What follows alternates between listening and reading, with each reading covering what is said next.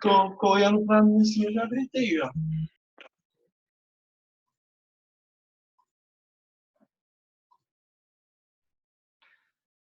Já me deram a resposta? Já trouxeram a resposta? Eu acho que é aplicado. O 1147. Você acha que aplica?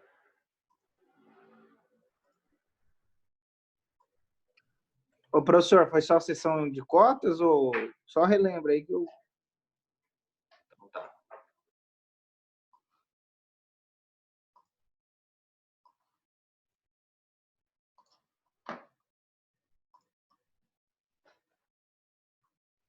Imagine só aqui. Houve uma sessão de cotas, tá? Houve uma sessão de cotas aqui. Uma alteração do contrato social. Imagine a seguinte situação. Você, Andrei. Cadê onde nós estamos? 5 anos. Tá. Imagine a seguinte situação. Você, Andrei. Você, com o Gustavo, vocês são sócios de uma barbearia. Tá? Vocês são sócios. Vocês abriram uma barbearia show, uma barbearia bar, né? Que agora é o ó do momento aí. Tá, vocês estão trabalhando já há 1 ano, 2 anos e conquistaram uma certa clientela já. E o Gustavo, de repente, fala assim, cara, eu tô caindo fora, velho, não vou ficar mais de sócio, tá? Tô vendendo minha cota societária e vou vender a minha cota societária para a Duda. A Duda que vai ser agora a dona da minha cota societária. Você aceita tudo, beleza? A Duda, vocês fazem um aditivo no contrato social, uma alteração no contrato social, tá? Daí o Gustavo vai, depois de 1 mês, e abre uma barbearia, no mesmo 2 quadras para frente da de vocês, por exemplo, tá? Mesma atividade, o mesmo tipo de serviço, enfim. Diante dessa situação, eu aplico o artigo 1147? Não. Você entendeu aí a situação? Entendi. Professor. Eu acho que não aplica, não, porque não foi venda trespasse. Ele tem o direito de comércio, né, de abrir um novo empreendimento, creio eu. Quem foi que falou depois aí? Professor, eu acho que se aplica porque da mesma forma que a pessoa, quando ela faz o contrato de trespasse, que ela compra a titularidade e funcionalidade do estabelecimento comercial, que ela tem interesse de lucro, a pessoa que ela compra também as cotas societárias também tem esse primor pelo lucro. Então, eu acho que os mesmos princípios que estão sendo feridos quanto à parte do trespasse e aplicação do 1147 também estão sendo feridos nas cotas societárias, assim penso eu. Tá, quem mais se arrisca? Eu acho que a Duda falou aí também, né? Sim. O que você falou, Duda? Eu acho que não se aplica. Então tá.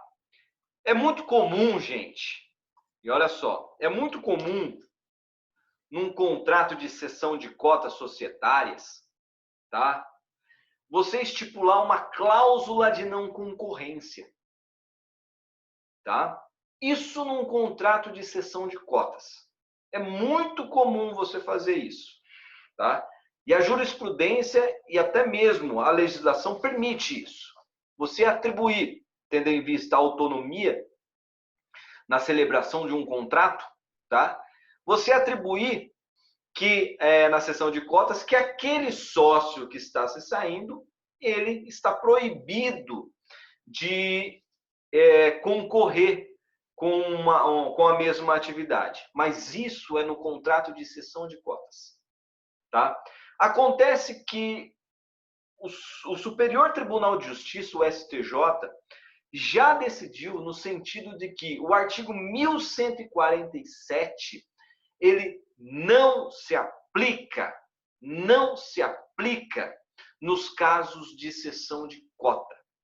Ele fala que, diante dessa situação, caberia às partes que celebraram, que fizeram parte do contrato, estipular uma cláusula de não concorrência naquele contrato de cessão de cotas, mas que não se aplica nos casos de contrato de trespasse, podendo, então, o Gustavo realizar a mesma atividade econômica. Beleza? Tranquilo? Então, Tranquilo. vamos colocar aqui. Vocês querem escrever? Tranquilo. O artigo 1147 do Código Civil não se aplica em caso de cessão de cotas societárias. Ele não se aplica nos casos de cotas, de cessão de cotas societárias. Nesse caso, cabe às partes que integram o contrato de cessão de cotas societárias, tá?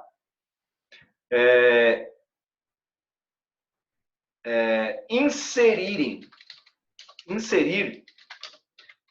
cláusula de não concorrência ao sócio retirante. Aquele sócio que está se retirando da sociedade. Tá bom? Beleza até aqui? Beleza.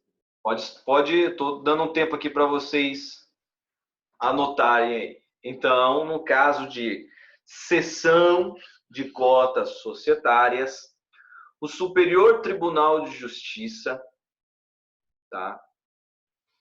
E foi decisão recente, tem decisão recente aí, 2018, 2019 já tem decisão nesse sentido.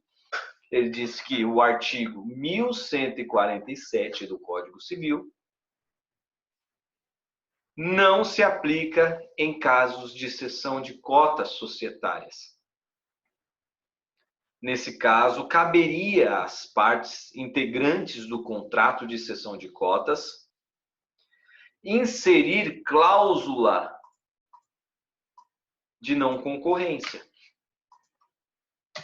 E por que decidiu o STJ que o artigo 1147 do Código Civil se aplica somente nos casos de contrato de trespasse. O que você poderia, numa situação dessa, mesmo não ocorrendo, mesmo não inserindo essa cláusula, eu sempre penso nisso também, se você faz a cessão de cotas e o seu sócio, no caso o Gustavo, aí, por exemplo, ele foi e abriu esse estabelecimento comercial com o mesmo ramo de atividade, se retirando da sociedade antiga, eu poderia, então, alegar aí uma violação ao princípio da boa-fé objetiva, tá? Nesse caso, tá? Para tentar até mesmo perdas e danos, ou que ele se abstesse de realizar a mesma atividade econômica, tá? De modo demonstrando que houve uma certa interferência na clientela daquele local. Pode funcionar? Não sei. É uma das alegações que eu poderia criar para que pudesse tentar uma satisfação no processo aí, um ponto positivo, tá? Mas, em regra, a princípio, já decidiu o STJ que o 1147 não se aplica, então ele pode, sim, realizar esse tipo de atividade. Beleza?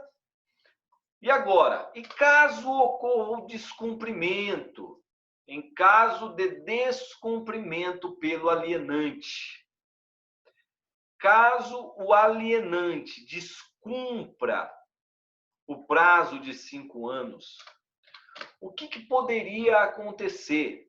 Você, tá? Você que adquiriu e perdeu a clientela. Bom, primeiro momento que você faria nesse sentido seria pleitear perdas e danos. Tá?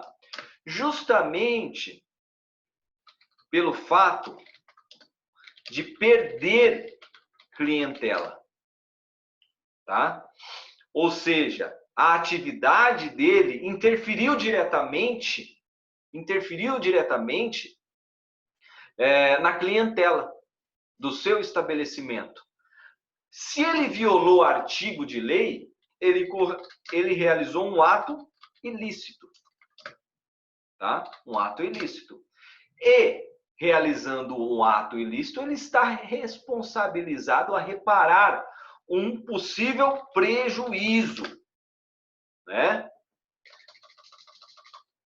Ó, ato ilícito, ó, pelo fato de perder clientela. Ainda, o alienante praticou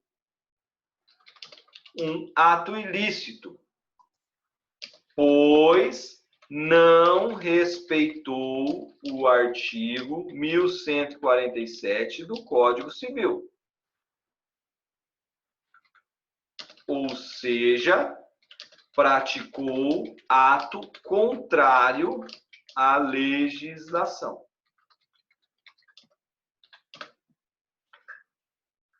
Tá? Quem praticando um ato ilícito,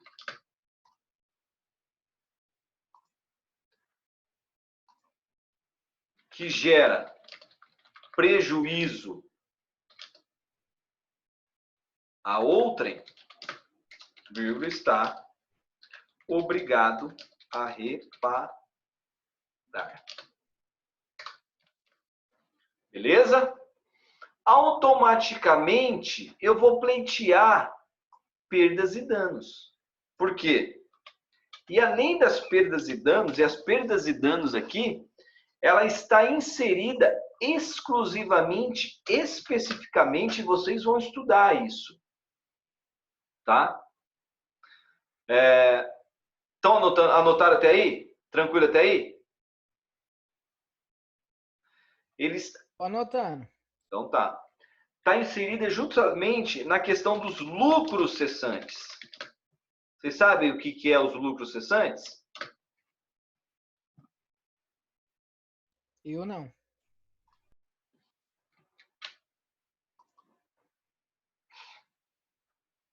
Lucros cessantes. Perdas e danos, que seria aquele prejuízo em decorrência do ato ilícito, daquilo que o empresário adquirente perdeu, tá? Perdeu. Justamente por conta disso, ele tinha aí uma expectativa, né? A clientela fazia parte do estabelecimento que ele estava adquirindo e automaticamente ele perdeu, justamente pelo fato do descumprimento da lei pelo empresário alienante. E o lucro cessantes é o que o empresário adquirente deixou de ganhar. Ou seja, o estabelecimento, ele tinha uma determinada renda, gerava um determinado lucro, tinha uma clientela garantida. E com a quebra da legislação, com a concorrência do empresário alienante, quando ele estava impedindo, ele deixou de ganhar muito. Ele deixou de ganhar com aquela clientela. Nós chamamos isso de lucros cessantes. Ele criou uma expectativa e essa expectativa foi quebrada. Tá? Então, em primeiro momento, você vai pleitear perdas e danos e lucros cessantes. Tranquilo até aqui? Sim. Eu vou requerer ao juízo também que o empresário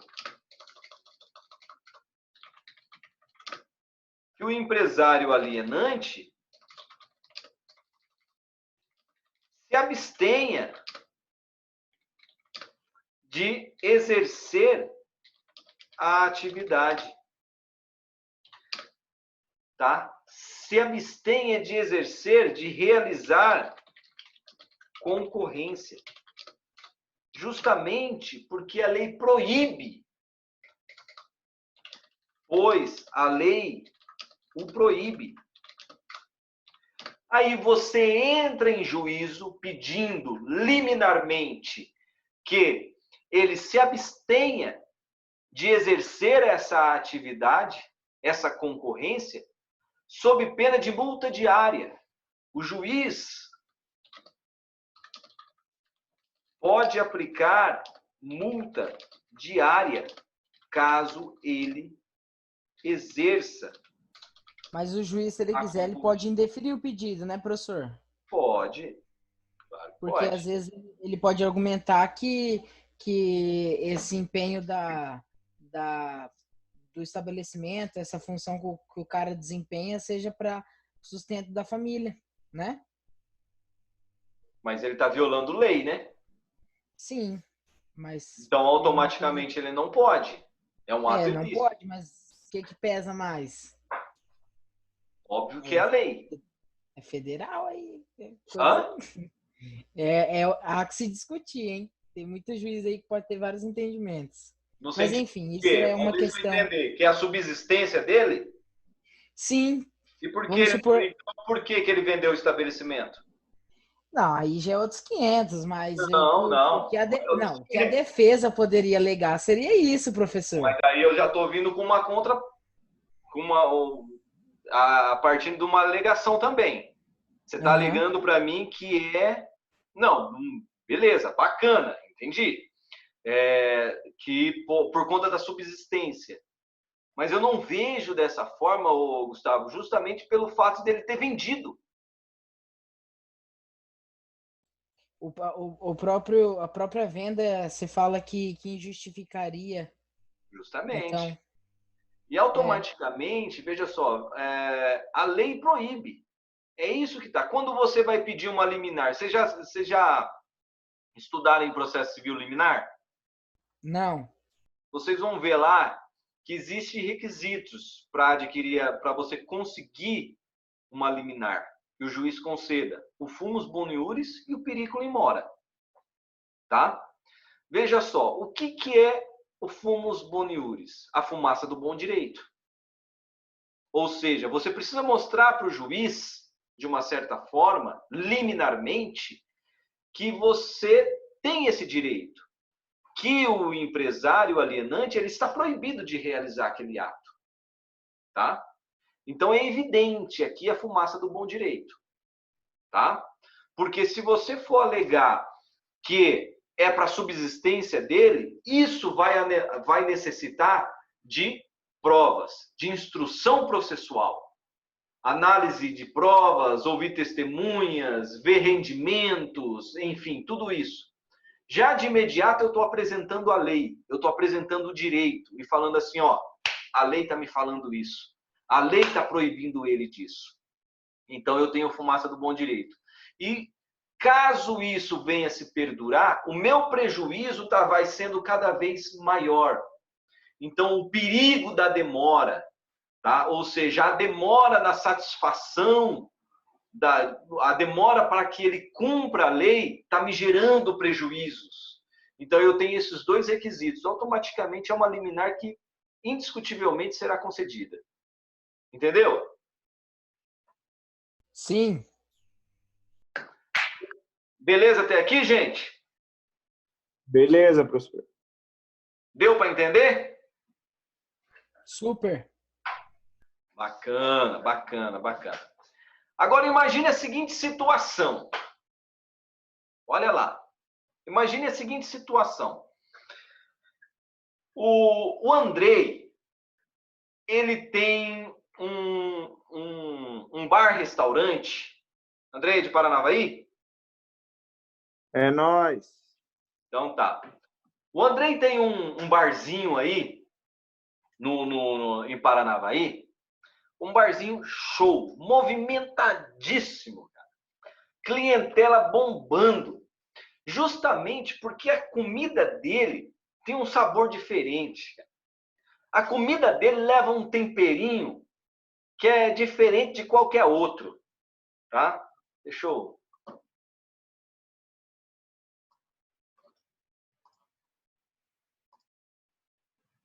Tá. Ixi, duro que não dá para ver a... Não dá para ver. Pensei que daria para ver. Tá. E o temperinho dele, cara, só ele tem na cidade. Só ele tem na cidade. E é um fornecedor X, que é exclusivo dele. Aquele fornecedor fornece aquele temperinho, ó, que ele é exclusivo. Ele é exclusivo do Andrei. Ninguém mais tem. E é justamente por conta disso que as pessoas vão lá. E o Andrei tem mais. O Andrei, ele tem um chopp barato também. Chopp, ó, show de bola, baratinho, justamente porque ele tem um fornecedor que garante para ele um valor baixo do chopp. E isso faz com que, permite com que ele transfira um valor baixo aos seus clientes. E ele adquiriu essa clientela, enfim, tudo isso. Automaticamente, o Andrei fala o seguinte, ó, vem o Gustavo e fala assim, o Andrei, cara, eu quero comprar o seu estabelecimento. Ele vê realmente a clientela e vê que o Andrei está realmente lucrando. E o Andrei cansado, ganhou muito dinheiro já, cara. Já fala assim, bicho, olha, estou cansado, ganhei já muito dinheiro, agora eu vou festar, vou pra farra, vou pegar esse dinheiro aqui e vou pra farra agora. Eu vou vender esse bicho aqui. Eu vou vender pro Gustavo. E o Gustavo adquire esse estabelecimento, tá? Ele adquire esse estabelecimento. E automaticamente, o Gustavo adquire também o direito de manter contrato com os mesmos fornecedores que antes disponibilizavam produtos, matéria-prima, para o Andrei. Olha só que bacana. Olha só como que o legislador deu uma sacada de mestre nesse sentido, a fim de proteger aquele empresário que está adquirindo aquele estabelecimento, cujo objetivo é ele crescer o olho justamente por conta do quê? Por conta do lucro, tá? E é justamente ele quer manter aquela clientela, porque quando você adquire o estabelecimento, você adquire tudo, tá? E é aí que o legislador deu essa sacada lá no artigo 1148 do Código Civil. E nós tratamos essa situação como subrogação dos contratos de exploração. Tá? O que quer dizer isso aqui? O artigo é difícil de entender, mas por isso, justamente por conta disso, que eu dei o exemplo antes de vocês lerem esse artigo. Lê o artigo. Ó, salvo disposição em contrário, a transferência importa a subrogação. Subrogação é a transferência, a substituição, a transferência de direitos, de relações jurídicas. Aquela relação jurídica que está sendo realizada com uma determinada pessoa, ela foi substituída a outra pessoa. A outra pessoa passou a ter essa relação jurídica. A transferência, salvo disposição em contrário, a transferência importa a transferência do estabelecimento. Importa a subrogação do adquirente nos contratos estipulados para a exploração do estabelecimento. A transferência importa a subrogação do adquirente, ou seja, o adquirente, ele adquire, transfere junto com ele as relações jurídicas, os contratos realizados com o primeiro empresário, com o alienante. Subrogação do adquirente nos contratos estipulados para a exploração do estabelecimento. Se não tiverem caráter pessoal, podendo os terceiros rescindir o contrato em 90 dias a contar da publicação da transferência, e olha aqui, se ocorrer justa causa. Se ocorrer justa causa. Ressalvada, neste caso, a responsabilidade do alienante. Ou seja, o que é isso daqui? Vamos voltar no exemplo novamente, tá? O Andrei tem aquele tempero bacana, aquela comida gostosa, tem o chopp barato, até porque se o Gustavo comprar e a comida não for mais a mesma, se o chopp sofrer uma alteraçãozinha, tá? O valor já for maior, automaticamente o Gustavo vai perder clientela, ou não. Mas o legislador considerou que o Gustavo perderia clientela, porque o Gustavo está comprando aquele estabelecimento justamente por conta desses atributos, que é o que gerava lucro, então, para o Andrei, tá? Acontece que, quando o Gustavo adquire esse estabelecimento, transfere para ele. Os contratos de terceiros são automaticamente transferidos a ele.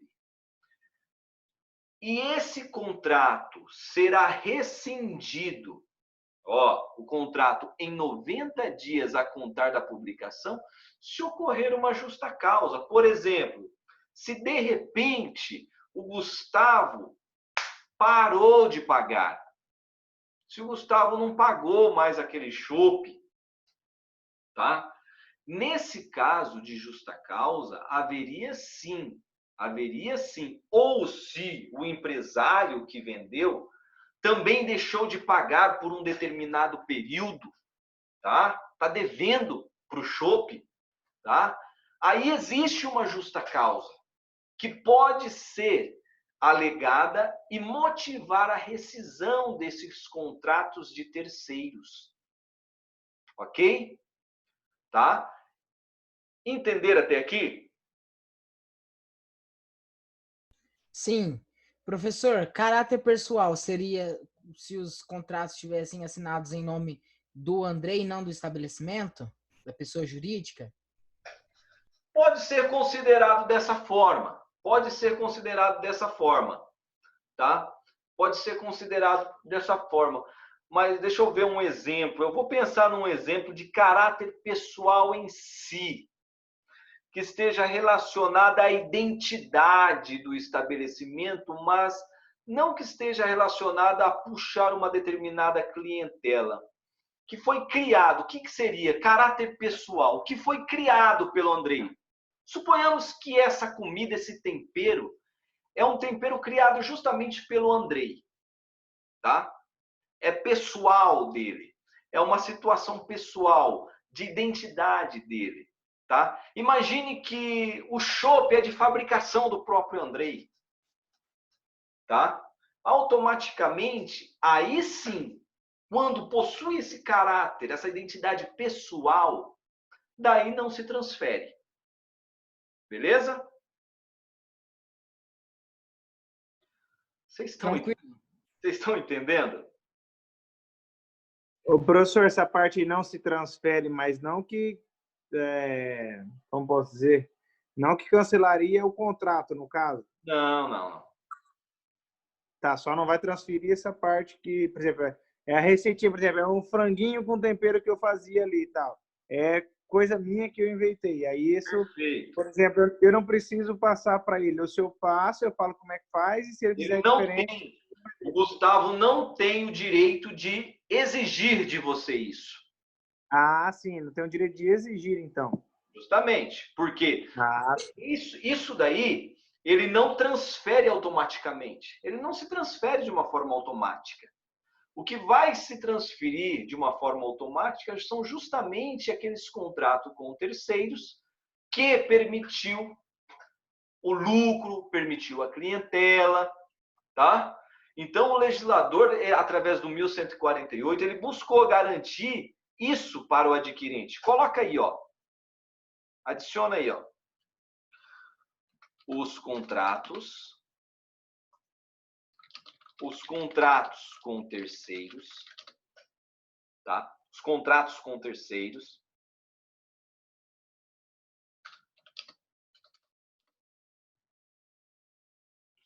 Vocês conseguiram entender, gente? mais ou menos, professor. Para mim não foi totalmente claro, não. Serão automaticamente transferidos ao empresário adquirente.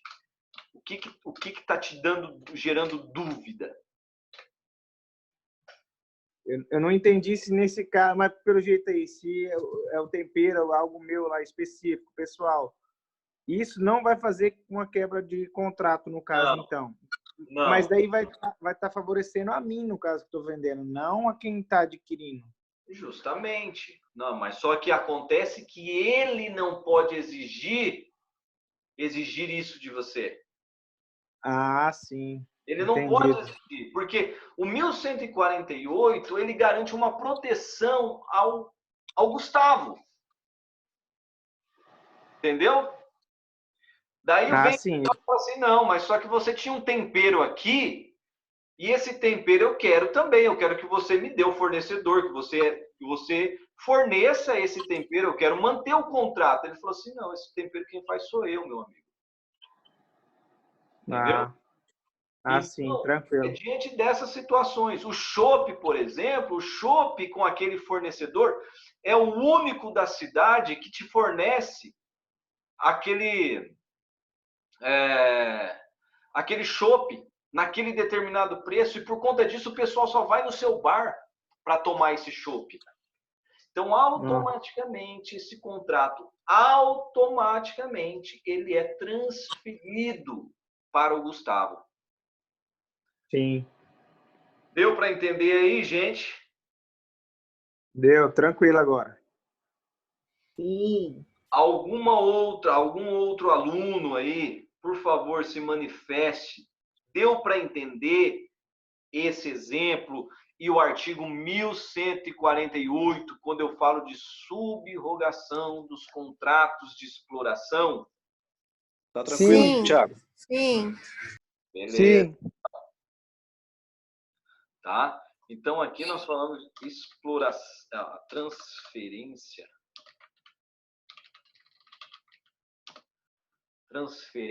da exploração de contratos com terceiros. Legal isso aqui, né? Bem bacana.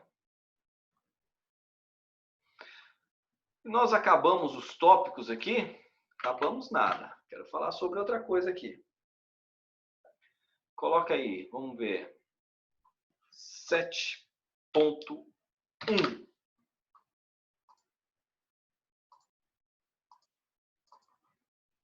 Eu estou bem mais adiantado com vocês do que o pessoal da manhã. Agora imagine a seguinte situação, gente. Vamos lá. Eu vou te dar um exemplo aqui. Imagine que o estabelecimento, imagine o mesmo exemplo, o André e o Gustavo, e imagine que esse estabelecimento, o imóvel onde está esse estabelecimento, ele é locado. Ele é locado. Eu pergunto para vocês, é automática a transferência, a renovação de contrato de locação, Não. esse contrato de locação, ele é Não. transferido automaticamente para o Gustavo? Não. Vamos lá, manifestação, enquanto eu coloco o título. Fala lá.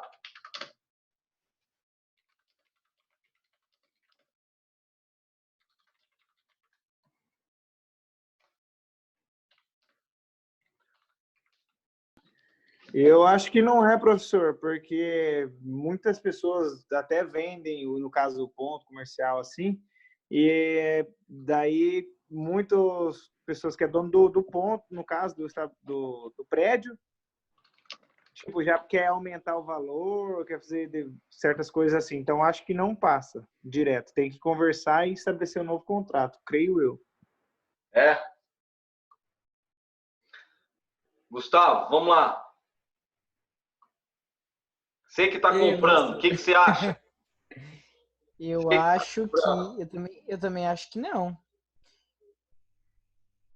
O duro que bom, que o ponto 7 estabelece que os contratos são, mas esse contrato de locação, eu acho que seria feito também em nome do Andrei, certo?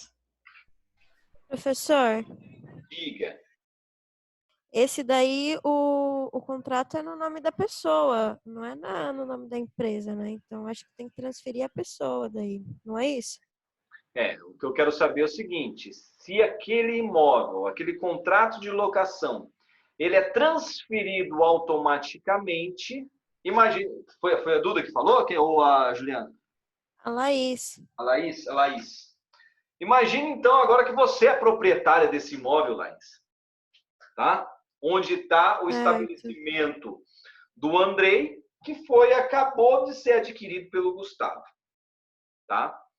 E você tem um contrato de 5 anos, de 3 anos lá, tá? E no passado 1 ano e meio, o Andrei vendeu para o Gustavo, tá? Aí, diante dessa situação, eu pergunto, transfere automático esse contrato de locação para o Gustavo? Já que, considerando o 1148, mantém-se e transfere-se automaticamente todos os contratos de terceiros do estabelecimento? Eu acho que sim, porque... eu posso estar errado, mas o estabelecimento é essencial para a funcionalidade, então transfere a Já funcionalidade. pensou, Laís, se quem é o novo proprietário do estabelecimento é o seu antigo namorado que te fez sofrer muito, Deus o livre! e agora ele está lá no seu estabelecimento, lá no seu imóvel?